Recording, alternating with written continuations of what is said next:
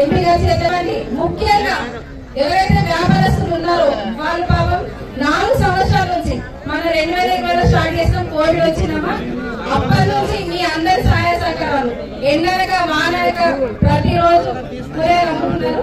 కానీ ఇప్పుడు ఈ రోజు మనం కూరగాయల వాళ్ళు ఓపెన్ చేస్తున్నాం. మీ అందరికీ ముఖ్యంగా నా శిరస్సు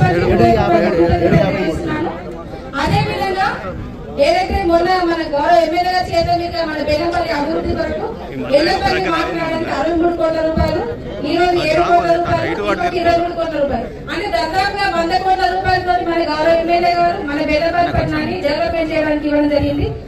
ఇంకొకటి ఈ రోజు ఎంపీ గారికి ఇక్కడ రావడం జరిగింది కాబట్టి అన్నగారికి మా యొక్క చిన్న వినపం.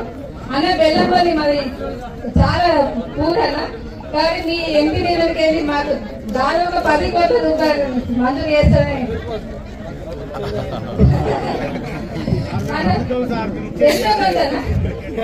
ముఖ్యంగా ఈ మార్కెట్ అనేది ఈరోజు డెవలప్మెంట్ కావడానికి ఏసీపీ గారు ముఖ్యంగా పోలీస్ డిపార్ట్మెంట్ వారికి అందరికి కూడా మనస్ఫూర్తిగా హృదయపూర్వక కృతజ్ఞతలు తెలియజేస్తున్నాను.